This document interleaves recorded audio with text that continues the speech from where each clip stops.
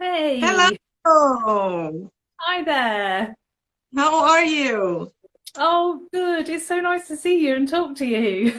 Yeah, you too.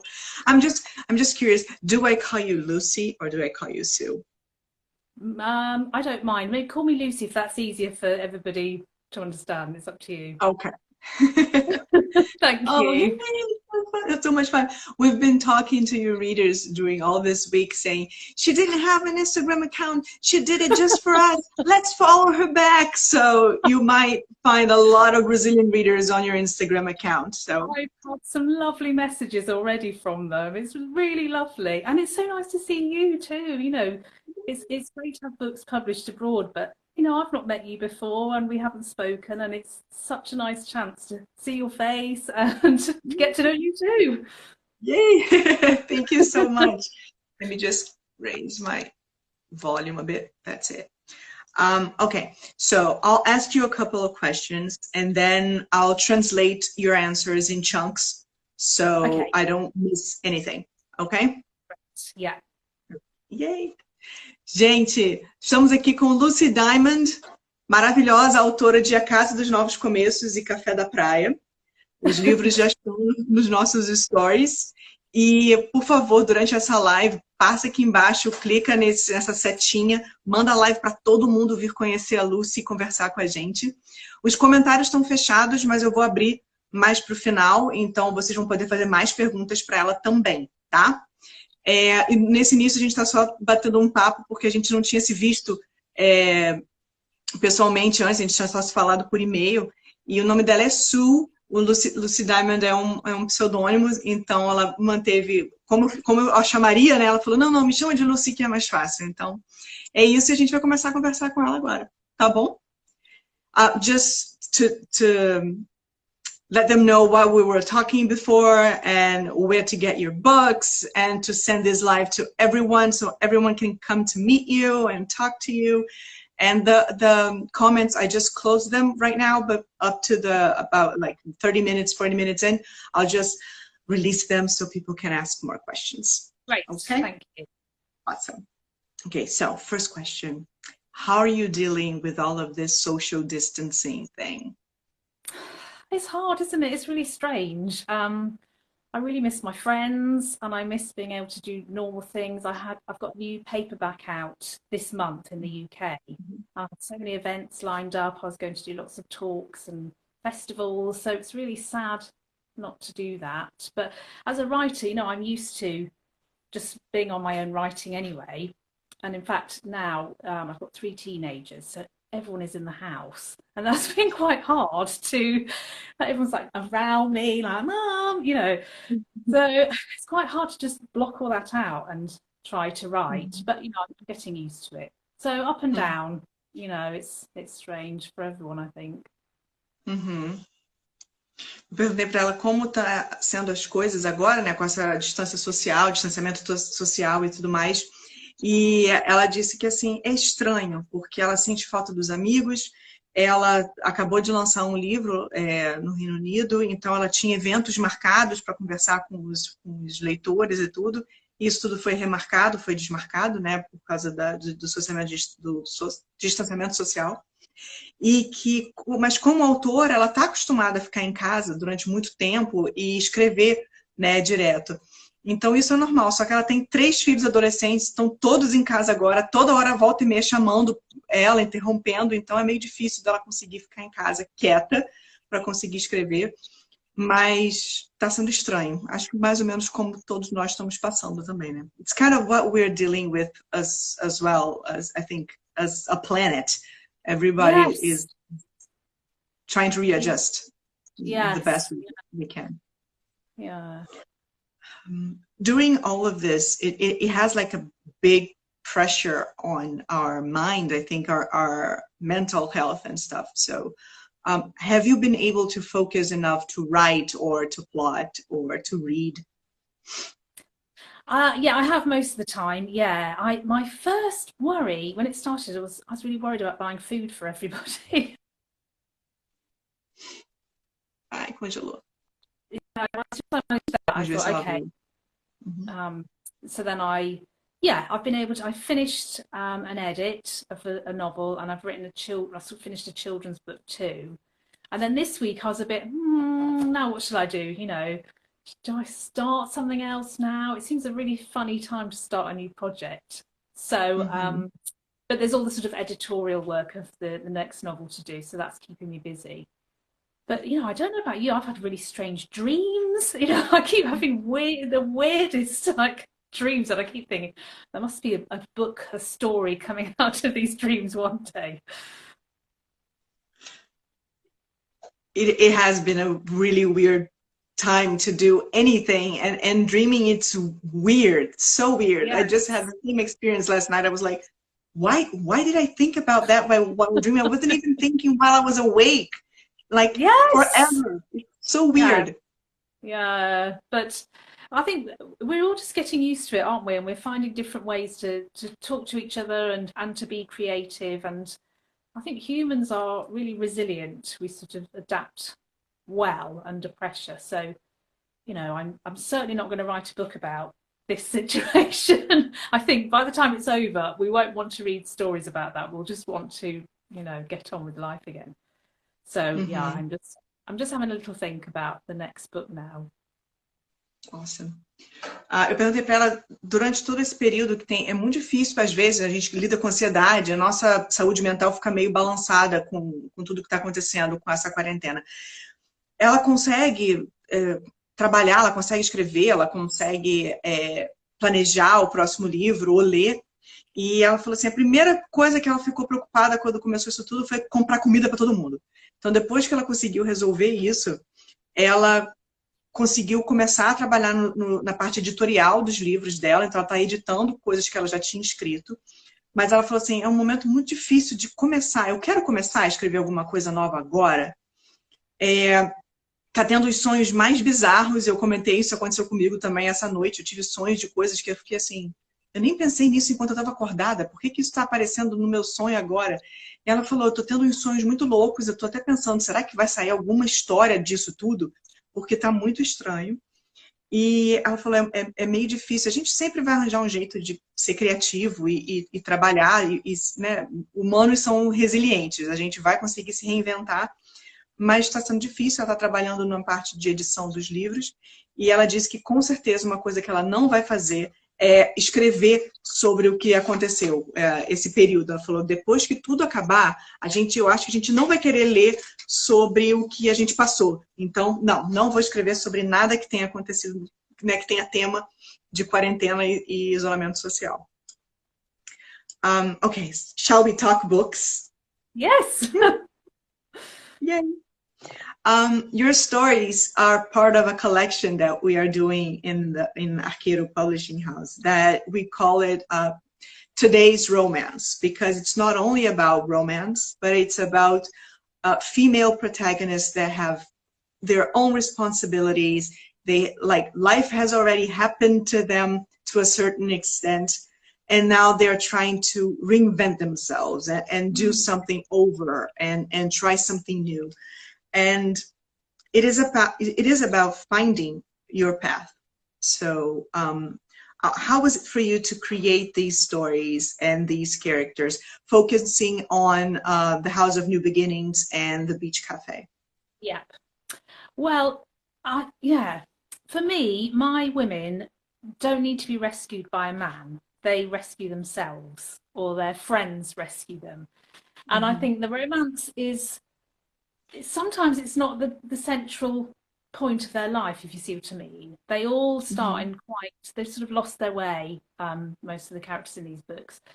And that, yeah, they're looking to reinvent themselves, and they have to do that themselves. And they all sort of have to show bravery and determination. You know, they've been knocked down, but they have the strength of character to come back. And I really always want that message to be that you can do it yourself. You don't need a man to rescue you and and you know to do that for you.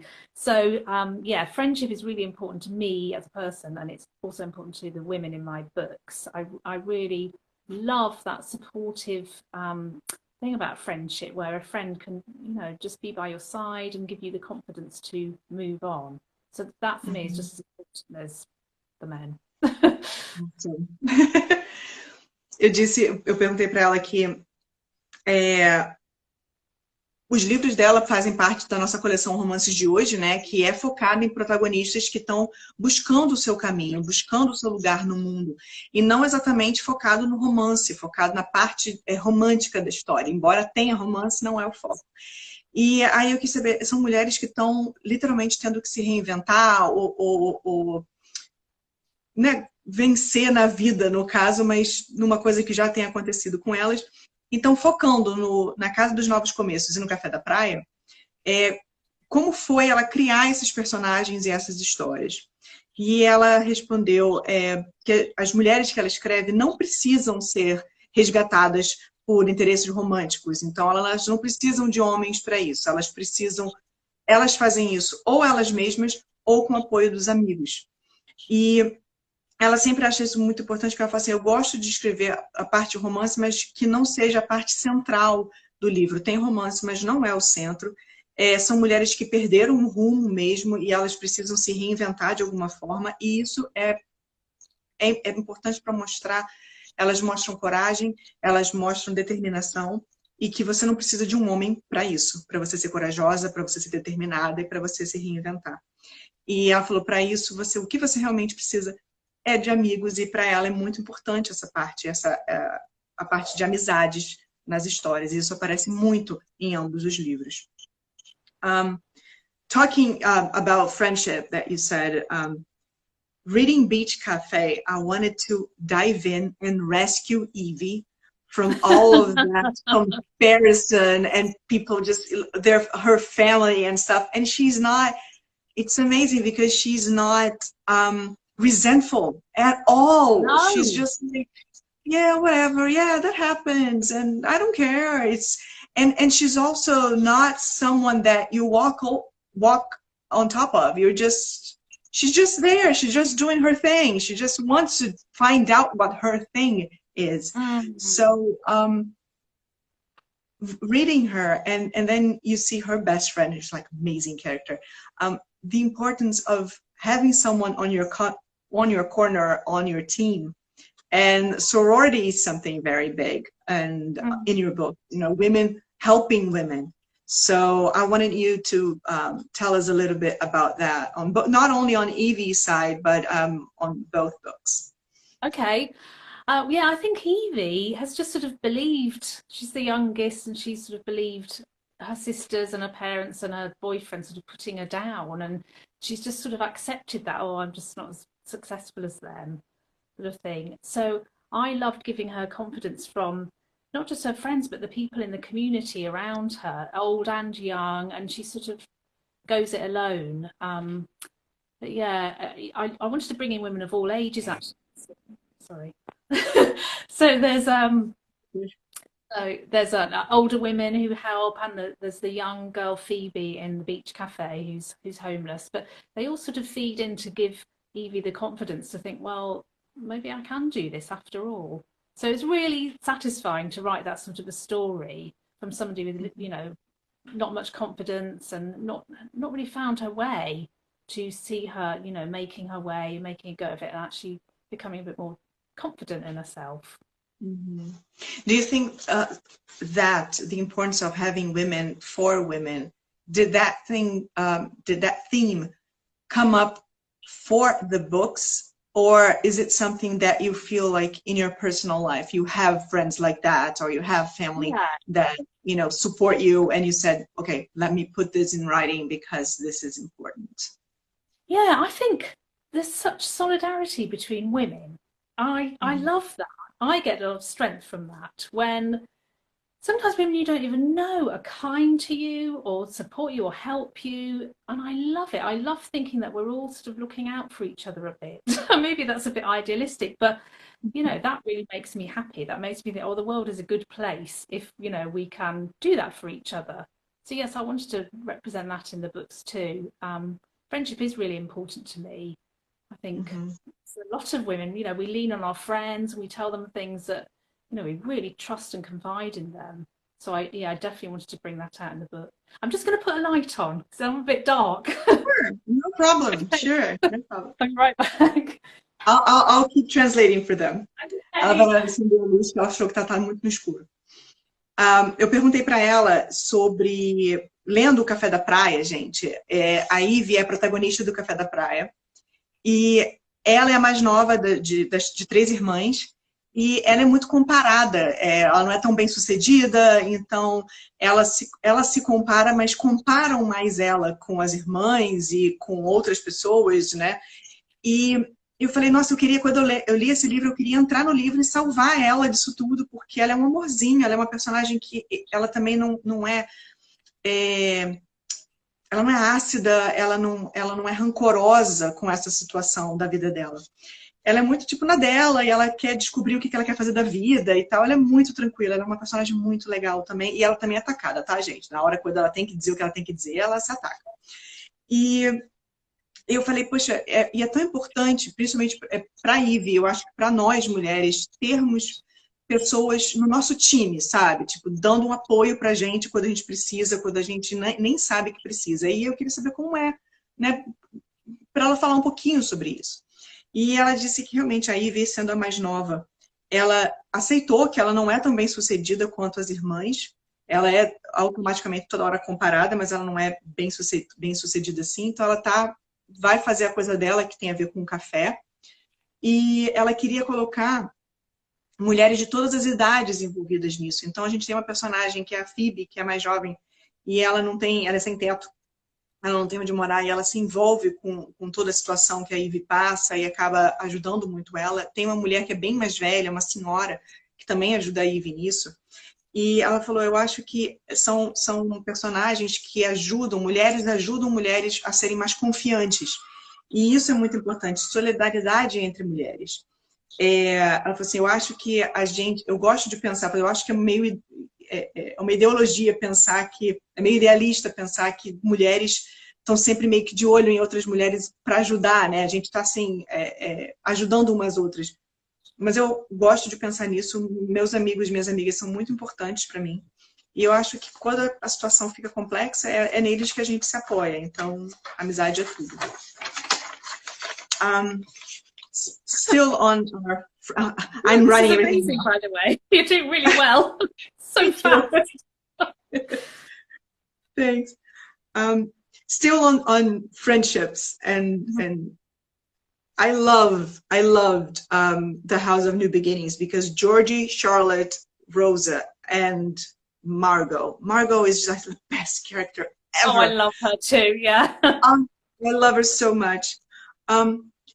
I'm just saying 4 of the women, I'm not even getting into all of them because there are even more amazing women in the story and amazing characters.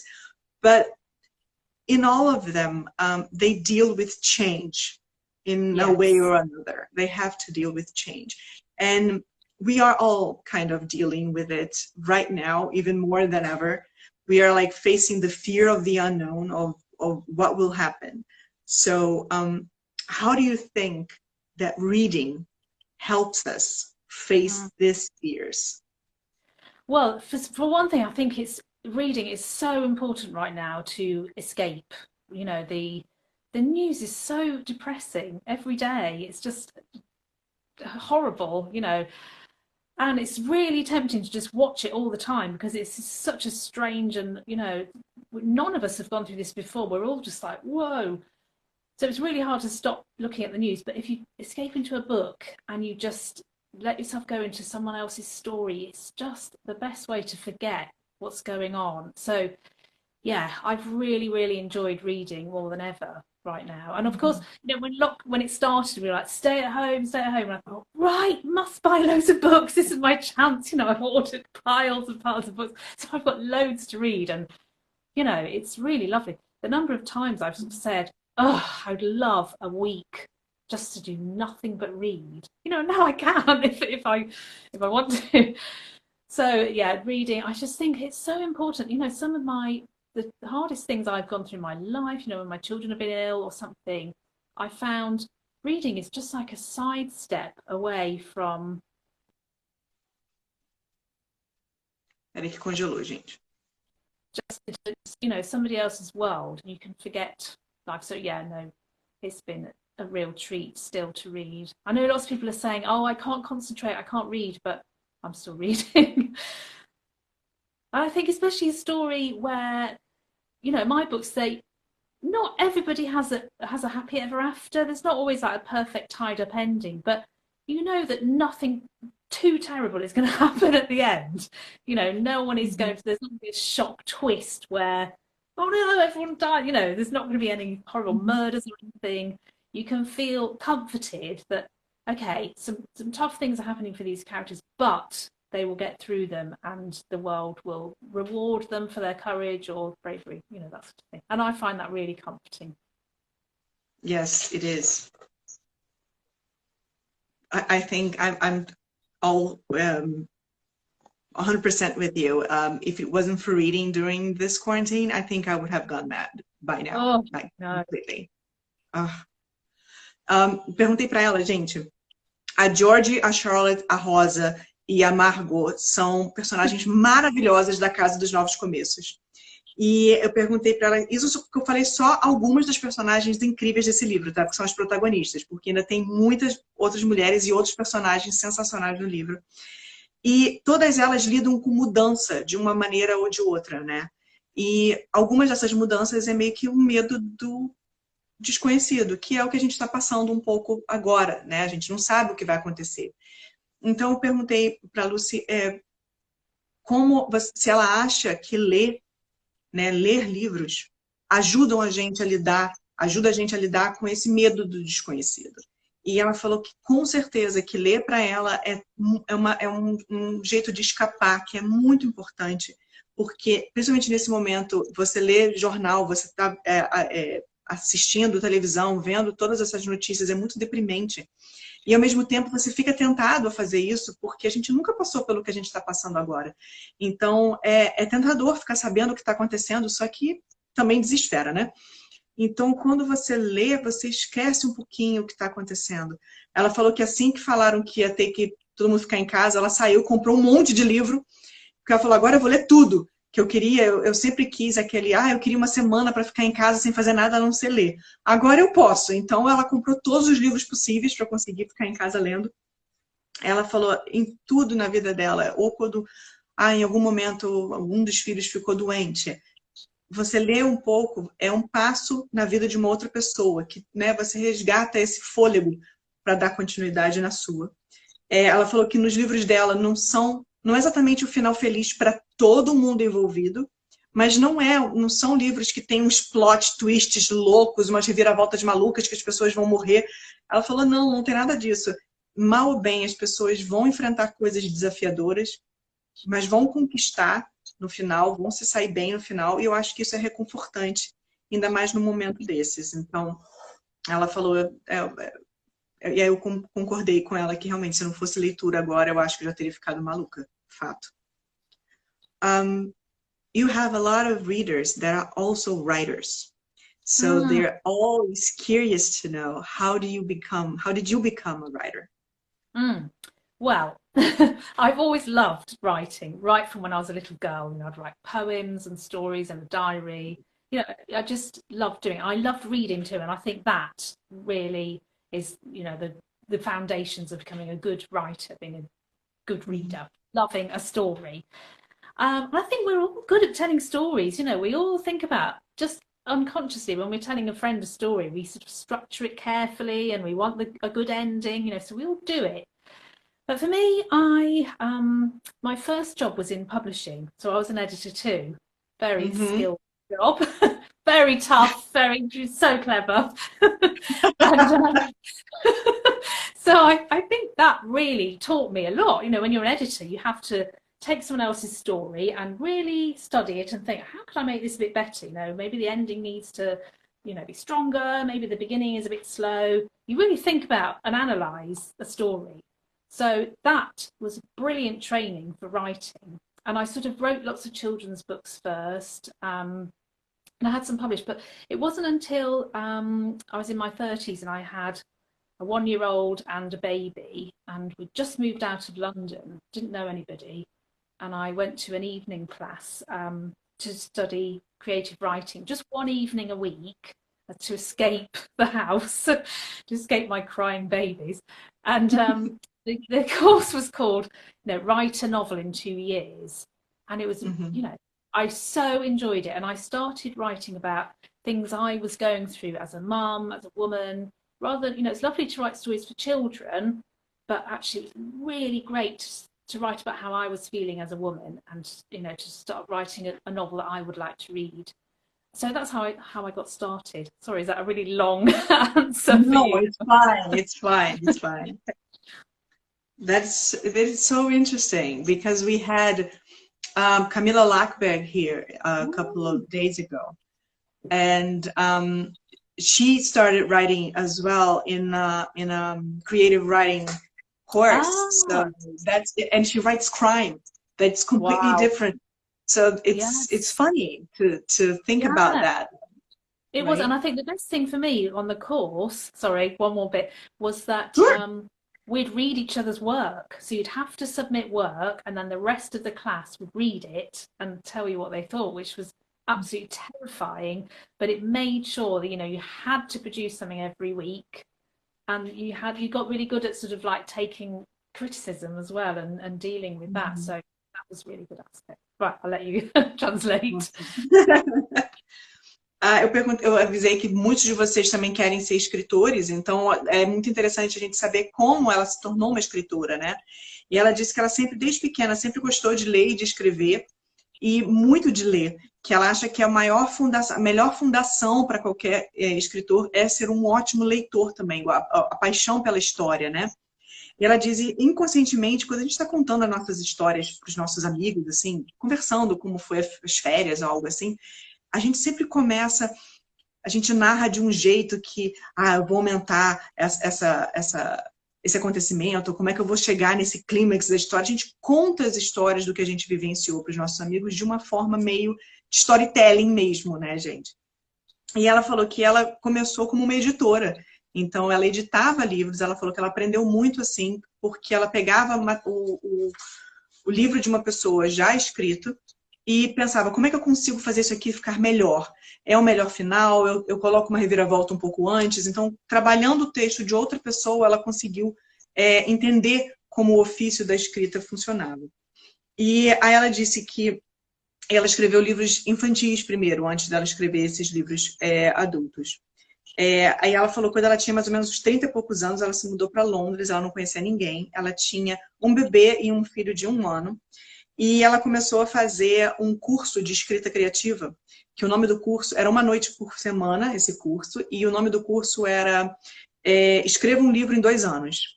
E ela ia para esse curso, que ela falou, eu escapava da casa, deixava meus filhos em casa, então escapava dos choros e tudo, e eu ia e me conectava com o que eu estava sentindo como mulher, como mãe, experiência que eu estava passando, e eu comecei a contar isso naquele curso.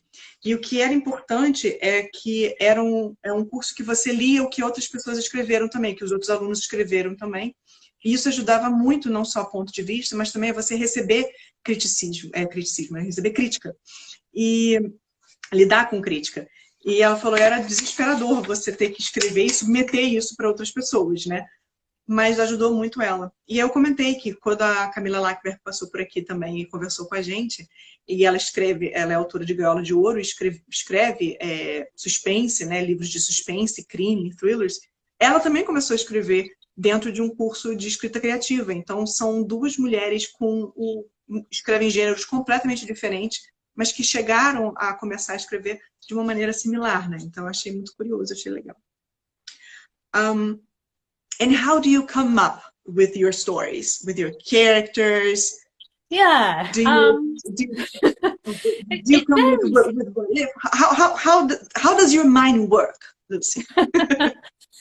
I think all authors have this sort of radar in their head that whenever we hear an interesting, even just a little one line, something in our heads is like, interesting story. Oh, could I write that book? Could I put that in a book somewhere? Constantly, like a magpie, getting bits from everywhere. So my stories often start with I say a what if. What if, my boyfriend turned out to betray me and I moved to another. So it starts with a situation like, what if this happened to me? And then I think, Mhm. well, what would I do? You know, how would I feel about that? What, you know, what would the story be? So that's how it starts often. Although the Mhm. beach cafe actually started because we used to go on holiday ourselves to Cornwall, you know, all through Mhm. my childhood. And I always thought, oh, must be the best job in the world to work in a cafe. You know, I'd watch these like women working at the cafe selling ice creams and think, oh, that must be the best job ever. And then I got to sort of, 10 years ago and I thought, oh, I never did that job. I never did that in the end. I never worked in a cafe. But I thought, well, I'm not going to do that now because by then I've got my children and I was, doing other things. I thought, well, I'll just write about it instead. So for that book, it was definitely like, this could have been my life. I just was trying Mhm. it out as a book. But that book, actually, I've had so many women write to me saying, oh, that was always my dream as well. I'd love to do that too. So I think there's a lot of people out there who think, oh, that must be the best job in the world. So yeah, but it's usually a situation where I think, oh, what would I do? How would I feel about that? And then I just start Mhm. thinking about characters. And it's often really at the end of the book that I think, oh, okay, that's the story. And then I sort of go back and I, realign it all. If that makes sense. Mhm. So I'm sorry, you go ahead. No, no, it's fine. It's by the end of the book that you said. It's by the end of the book that you get the season. Oh, so this is the one that I told. Yes. Yeah. Okay. Yeah. I think lots of authors like plan everything out really carefully Mhm. before they start. But I don't I'm not one of those. I sort of start with an idea, then I go along and I think, oh, what happens next? I don't know. So it's sort of a bit more organic, it evolves as I go along. And then I get to the end and I think, that's the end. Of course, right. And then I can sort of it's a That's so terrible good. way to work. I don't know. It feels almost. It's like, is there any other way? It feels organic. It feels. I don't Yes. know. Yeah. I have tried to plan everything out and it just kills it off for me. I think, oh, well, I know what happens now, so I don't want to write it. I don't want to So, write that anymore. yeah. Eu perguntei para ela como ela cria as histórias dela, né? Da onde vêm essas histórias. Ela falou assim: ah, eu acho que todo autor tem um radar na cabeça que fica assim: a gente escuta uma frase na rua, interessante, uma frase interessante na rua, fala, eu poderia escrever esse livro, eu poderia colocar isso no livro. E eu acho que todo mundo funciona dessa forma. E ela falou: eu sempre me pergunto, e se? E se isso acontecesse? E se aquilo acontecesse? Então sempre vem de uma situação. No caso do Café da Praia, aconteceu que ela ia sempre com a família para Cornualha de férias, e ela via esses cafés que tem, né, nessas cidadezinhas litorâneas, e ela falava assim, nossa, deve ser o melhor trabalho do mundo. Ficar aqui, servir cafés num lugar bonito. E aí ela voltou 10 anos depois para lá, já com família e tal, e ela falou assim, gente, eu nunca vou trabalhar, nunca vou mudar minha vida, não vou trabalhar aqui, nunca. Então eu vou escrever sobre isso. E aí ela passou e ela escreveu o Café da Praia. E aí ela falou assim, nossa, volta e meia, eu recebo e-mails de autores e feedback de autores falando assim, nossa, eu sempre pensei também que seria o melhor trabalho do mundo trabalhar num café e servir pessoas durante o verão, que é tudo lindo e tal. E ela falou assim, que sempre vem essas ideias, sempre vem dessa forma, ela não planeja, ela não é uma autora que planeja início, meio e fim. Ela surge a situação, ela sai escrevendo, quando chega no final do livro, ela fala, ah, então é sobre isso o meu livro. Aí ela volta para o início e aí ela edita tudo direitinho. Então, assim, ela falou, eu tentei planejar uma vez, mas aí me matou a ideia, porque depois que eu planejei tudo, que eu vi o que tinha que ser feito e como é que terminava, eu falei, ah, eu já sei o que acontece. Eu não quero mais escrever isso. E aí ela partiu para outras coisas. Então, ela escreve totalmente desse jeito mais solto. Let me see. Okay. One more question and then we'll unleash the comments. Great. So the readers can make more, can ask you more. What is your advice for aspiring writers?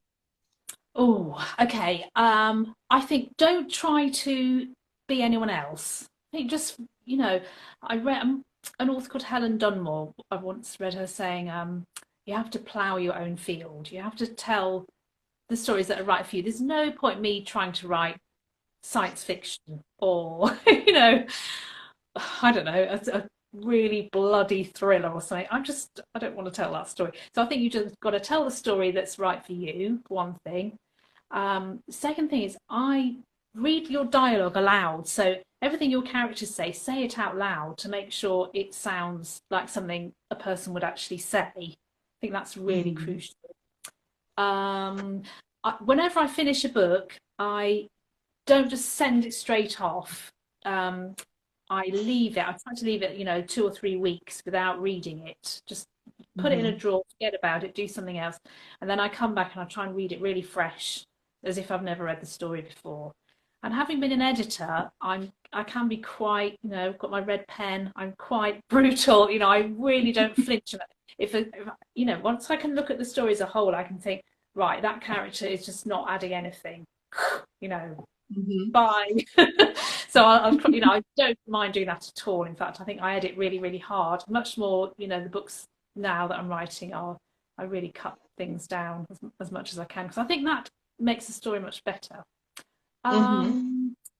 Trust your editor as well. It's really good to have someone else telling you their thoughts. And you know, my agent gives me really good feedback. And sometimes she'll say things, and I'm like, you know, you feel quite vulnerable when you produce a piece of work and you put it out there. It's like a piece of you that you're handing over. And then when somebody says, oh, I'm not sure that's really working, it's like, you know, it takes me a few days to be like, and then I think, okay, yeah, no, she's right. They're just helping make the story better. So I think, you know, really work with other people is really, really important. Good. Awesome. Great advice, actually. Perguntei para ela, gente, a última pergunta que eu fiz agora e vou soltar os comentários assim que eu acabar de traduzir essa resposta dela, tá? Então já pensem nas perguntas que vocês querem fazer para a Lucy. A pergunta que eu fiz foi quais as dicas que ela dá, quais os conselhos que ela dá para quem quer começar a escrever. E ela disse, não tenta ser outra pessoa, não tenta ser outro autor, pessoa que você não é. Não adianta, por exemplo, eu querer escrever uma coisa muito sangrenta ou querer escrever ficção científica. Eu não sou essa pessoa. Então, assim, não adianta eu forçar uma coisa que eu não sou. Então, não faça isso. Conta a história que você quer contar, é uma história que é para você, que você leria, que tem a ver contigo. Outra dica, leia os seus diálogos em voz alta, para ver se eles soam como nós falamos, se soa o que as pessoas diriam, como as pessoas falariam, né? Para não soar falso. Então, leia os diálogos sempre em voz alta. E ela falou assim, sempre que ela termina de escrever, como ela foi uma editora também, sempre que ela termina de escrever, ela deixa o livro quieto, finalizado, durante umas 2, 3 semanas, antes de mandar para a editora dela. Ela falou, eu deixo ele quieto, deixo ele descansando. Quando eu pego ele de novo, depois de 2 ou 3 semanas, eu esqueci algumas coisas, então está muito fresco. E aí eu consigo ler e cortar. Ela falou assim, aí como eu também fui editora, eu sou muito cruel nas minhas edições. Se não está funcionando, risca, reescreve. Eu saio lá com a minha canetinha vermelha, vou cortando tudo, sem dó nem piedade. Então, isso é muito importante. E, por último, ela falou, confie no seu editor.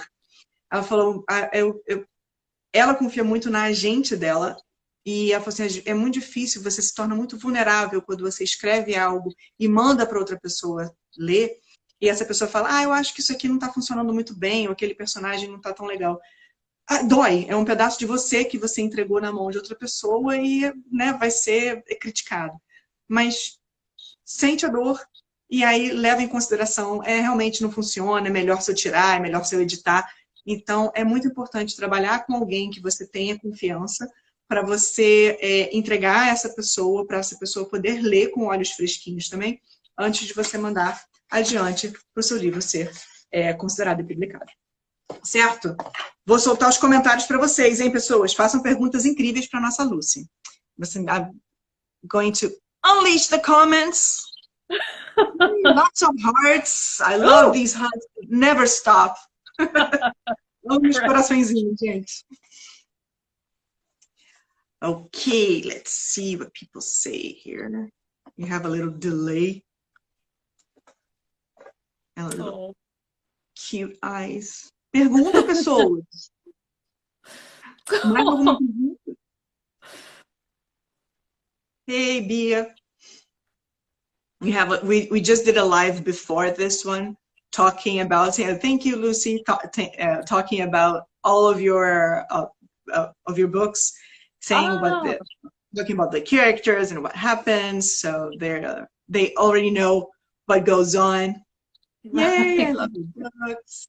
Oh, thank you. I'm sending all my love to Lucy. Vocês são muito fofos, gente. Like, you're so cute. Oh, When do you come to Brazil? We always oh, ask. We I like always ask. The hashtag, please come to Brazil. that. I like it. Oh, I'd love to go to Brazil. Not right now, but yeah, as soon as this is all over, that would be the best thing to go travel somewhere new, be a real adventure. Ótimo. Ela falou que assim que acabar disso tudo, ela falou, quero sim, quero ir para o Brasil sim, quando a gente puder viajar, quero ter uma ótima aventura e quero ir para o Brasil sim, gente. Então isso vai ser lindo. Oh, good question. When you read other people's books, Lucy is a reader, Yeah. do you read it with editor's eyes, thinking of all of that could be improved? Or do you get to? Yeah, I can't help it. Are you the same? I can't help think. I read it as an editor and as a writer, so I'm thinking, well, I would have taken that sentence out, but I'm also thinking I wouldn't have written it like that, or I think, oh, how would I have told this story differently? It's really interesting, but I can't turn that off. I can't just read it straight without thinking, oh, I like that sentence, or So yeah, I'm still an editor and always an author. A pergunta que vocês fizeram foi, quando você lê com os olhos de editora? Ou você consegue, né, separar esse lado? Ela falou, não. Eu leio com olhos de editora e com olhos de autora. Então eu tô lendo e falo, eu mudaria isso aqui. Ou então, gostei dessa frase. Tem sempre um olhar mais crítico quando ela lê livros de outras pessoas, não só os que ela escreveu, né? Ou os que ela está trabalhando. Então, sim, ela tem um olhar crítico. I should also say, sometimes a book is so good, I think, oh no, I could never write anything like that. It's actually depressing. You think, oh, that's much better than I could do. Especially if I'm right at the beginning of a book, with the whole thing to write, or I'm stuck and I read something brilliant and it's like, oh, but yeah. It happens. Ela falou assim, principalmente quando eu tô parada, tô bloqueada, tô no início de um livro, e aí eu leio uma coisa incrível, super bem escrita, eu falo, ai meu Deus, isso é brilhante, eu nunca vou conseguir escrever assim. Rola um momento, tô deprimida, mas é o que acontece, gente, não tem jeito. How do you deal when you have like creative block? I've got a dog, so I take the dog out for a walk, and sometimes you can just sit there and just keep typing, and then even if it's rubbish, the next day I'll come back and think, oh, actually that's quite a good idea. But sometimes the best thing to do is just stop altogether, go out for a walk, or just do something like laundry, just something really boring, or like cooking, and then my mind is sort of working in the background, and then or sometimes the next day I'll just wake up and think, oh yeah, that's it.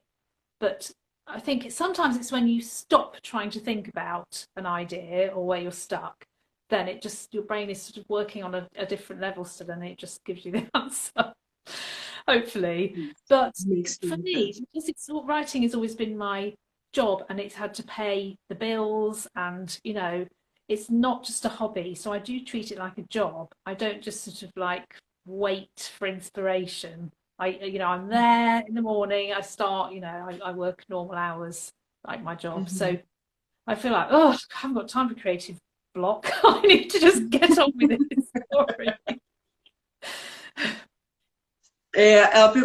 Vocês perguntaram como é que ela lida com bloqueio criativo. Ela falou, eu tenho um cachorro, então eu levo ele para passear. Ou, às vezes, eu faço uma coisa muito chata, tipo, ou eu lavo roupa, ou eu cozinho, alguma coisa que seja mais manual, que seja mais, como é que eu vou dizer, mecânica, porque aí a minha cabeça começa a funcionar em outro nível e aí eu consigo, na esperança de conseguir resolver o que eu precisava resolver. mas eu não escrevo como um hobby, escrevo como uma profissão mesmo. Então, eu escrevo, trabalho, escrevo em horário comercial, tenho meus horários, então eu não posso ficar esperando a inspiração bater, não. Paro, repenso, o que que eu posso fazer, o que que eu posso trocar, e aí sigo dali em diante.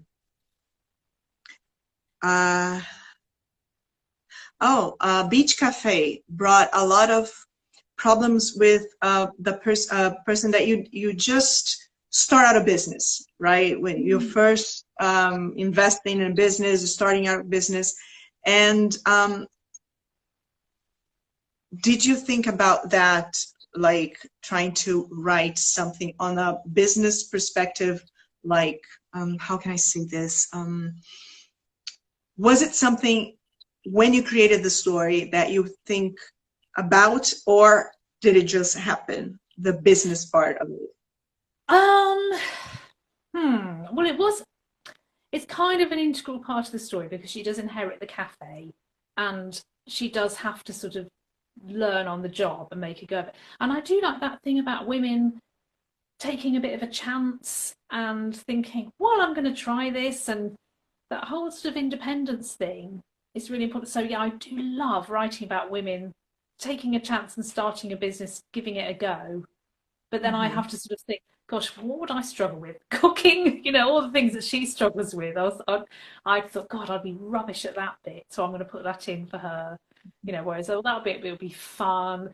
So yeah, I did put myself in her shoes and think, how would this be for me? And so I sort of walked through it myself. Does that make sense? Yes. It does. A Laine perguntou que o Café da Praia trouxe diversos problemas de um empreendedor de primeira viagem que acaba passando, né? E se ela teve interesse em ensinar em empreendedorismo de forma lúdica. E aí eu tentei explicar isso em inglês para ela. E ela falou assim, o que eu pensei foi, eu gosto de escrever histórias em que as mulheres se desafiam e tentam uma coisa nova. Então, assim, eu pensei, tá, eu vou fazer esse café, quais seriam os meus desafios? Tipo, eu ia ser péssima na cozinha, então eu vou colocar ela para passar por isso. Eu seria péssima na contabilidade, então eu vou colocá-la para passar por isso. Então, ela pensa muito nessa parte de o que seria desafiante, e aí ela colocou na história. Espero que eu tenha respondido a sua pergunta, Laiane. Were you surprised to see your books resonating so well with readers from so many different countries? Oh, it's so nice. It's really wonderful. Especially as, for me, like in my books, I took a bit of a chance at, on writing a book at all. It was like, well, I'd really like to give it a go. I'm going to try. So it's the best thing that I've written books just on my own, quietly at home, and then to have readers around the world. It's so, so nice. And this is so nice. What you say, it's just really lovely to talk to people in Brazil and you, and to get all the messages. It honestly makes me really, really happy. It's lovely. So thank you. You're welcome. A pergunta foi se ela se surpreendeu que os livros dela foram tão bem recebidos por pessoas em lugares tão diferentes do mundo, né? E ela falou, é porque eu ainda estou muito feliz com isso tudo, ainda estou meio surpresa, porque eu me desafiei quando eu fui escrever. Eu pensei, eu quero escrever um livro, e eu me desafiei a realmente escrever e continuar escrevendo. Então, quando eu vejo pessoas ao redor do mundo gostando dos meus livros, eu ainda fico muito feliz e muito emocionada. Então, ela está agradecendo a beça, a gente aqui no Brasil, por estar curtindo tanto a escrita dela. Então, ai, gente, é muito fofo. I'm like, she's so nice.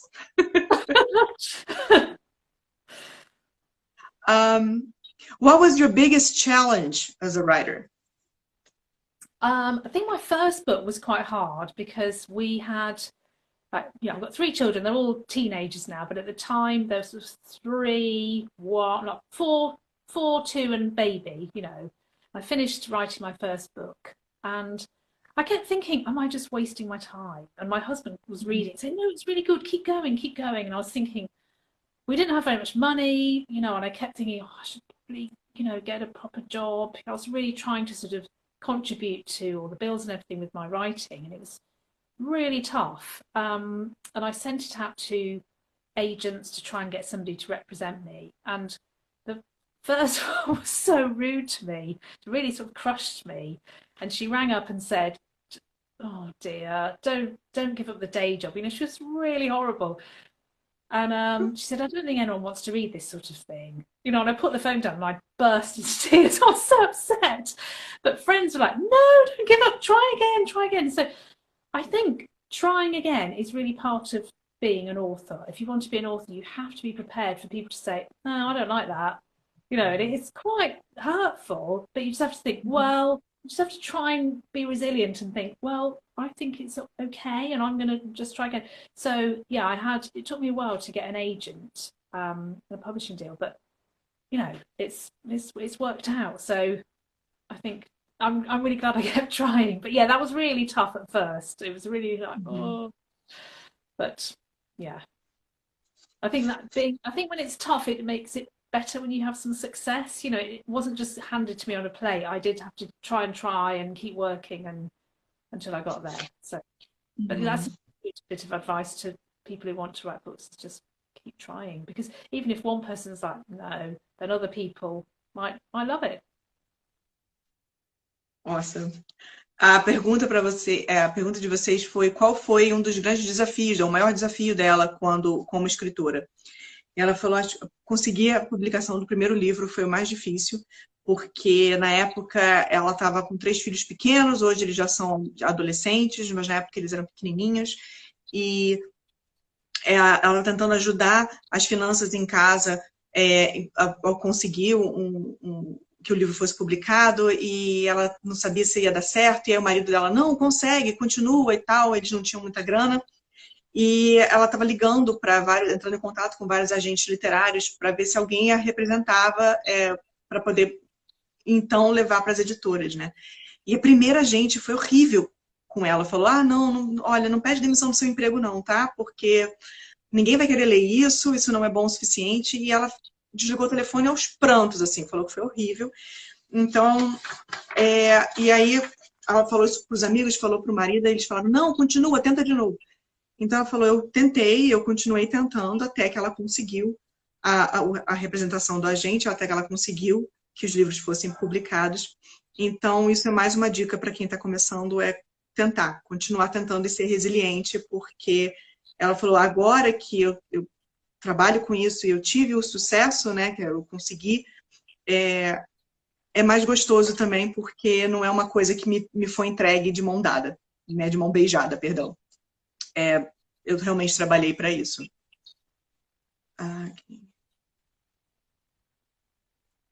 Okay, you have 3 kids, 3 teens. Are they readers?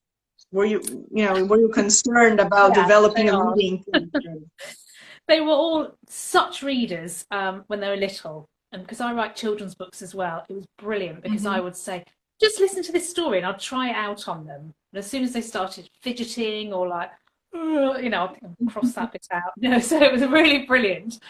And we all, you know, we went to the library a lot. We were a really booky household. There's lots of books in this house. But of course, you know, they are teenagers. They've all got their phones and their laptops and their friends, and reading has sort of like slowed down a bit. But they do all still love books. You know, when we go on holiday, they'll all take books with them, and yeah, I think now, especially, they're not seeing their friends as much, and they're all chatting online, social media, but I think they are finding escapism in books like I have been too. So, phew, yeah, they're still reading. Good. Ela tem 3 filhos adolescentes, né? E aí a pergunta de vocês foi, já que você tem 3 filhos, você se preocupou em... Eles são leitores, assim, você se preocupou em que eles se tornassem leitores? E ela falou assim, quando eles eram pequenos, eu já escrevi livros, eu escrevo livros para crianças também. Então, quando eles eram pequenininhos, eu ficava assim, vê se você gosta dessa história. E eu começava a contar a história que eu tinha escrito. Se eles começassem a se mexer muito, começassem a bocejar, eu falei, tá, eu tenho que editar essa parte aqui. Agora, eles já ficam muito em mídia social, ficam muito com os amigos, saem muito, e aí continuam amando livros, mas estão lendo menos. Mas agora que está todo mundo em casa, embora eles ainda conversem muito em mídias sociais, digitais com os amigos, agora eles estão se ligando que realmente o livro é importante, então ela tá, ufa, eles vão voltar a ler como liam antes. Então, tá vendo, gente? Até a autora passa por isso. I'm like, see, even writers go through this, you know, trying to get people to read. Yes, yeah. Okay, one more question, and then we have to finish up, or Instagram will just kick us out. Oh, okay, right. Yeah, it's not a fun thing. What is the one thing that you think that's positive that we'll take from all of this experience? I think people have shown real kindness to each other through this experience. You know, and I read something that was saying all these disaster films we see about viruses and pandemics and everything, society breaks down and people turn on each other and, you know, falls apart. But actually, I think it's brought out the best in a lot of people. People have been so kind to their elderly neighbours. Everyone's looking out for each other. Everybody's supporting the doctors and nurses and bus drivers and cleaners and all the people doing really important jobs that we rely on. People working in food shops, you know, all those people are suddenly really appreciated. We're really grateful for them. So I really hope that's one good thing. And things like, you know, pollution has gone down so much, you know, where no one's driving, no one's flying, no one's really going anywhere.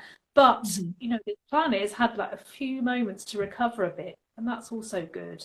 And just thinking we're going to come out of this the other side, it's not forever. So this is just a piece of history we're living through. Perguntei qual é uma única coisa, uma coisa boa, pelo menos positiva, que a gente vai tirar disso tudo, né? Que a gente está passando hoje em dia no mundo. Ela falou, eu acho que a gentileza que as pessoas estão tendo mais com outras. A gente vê esses filmes de desastres e de pandemias, né, no cinema e tudo, e que sempre pessoas ficam contra as outras e o mundo se quebra e existem guerras e tal. E o que a gente está vendo é que as pessoas estão se unindo mais e tomando conta das pessoas mais velhas e valorizando os profissionais de saúde e tudo mais. Então, e pessoas dos trabalhos essenciais, né, além do pessoal de saúde. Então, as pessoas estão se apoiando mais. A poluição caiu porque ninguém está saindo de casa para fazer nada, não tem avião voando, não tem fábrica funcionando, nada acontecendo. E a gente vai sair disso. É apenas um pedaço que a gente está vivendo na história, mas a gente vai conseguir sair disso e que a gente saia mais unido do que quando a gente entrou. Lucy, thank you so much for this. Thank you. Time. Obrigada. Yay, de nada. My one word. It's perfect. It's perfect. Thank you so much for this. We are happy to be publishing your books here in Brazil, and we hope your readers here with lots of hearts will get to your stories and will help them get a little bit, you know, through all of this. Thank you so much. Thank you so much, and to everyone who's asked a question or been watching, thank you. It's really lovely to talk to you. Thank you so much. Bye. Bye. Gente, muito obrigada. Muito obrigada por tudo. Obrigada aqui por ter vindo a essa live com a Lucy. Os livros dela já estão aqui no Stories, tá? Já estão com link. O caso dos Novos Começos já está com 10% de desconto, então passa lá para dar uma olhada. E eu espero muito que vocês leiam os livros da Lucy, porque, nossa, dá um quentinho no coração. Ela está super feliz de estar sendo publicada aqui pela gente. Eu espero que vocês descubram o trabalho dela, porque ela é incrível. Então, é isso. A gente se vê amanhã em outra live. Beijo, pessoas. Bye, Lucy. Thank you so much. Bye. Thank you.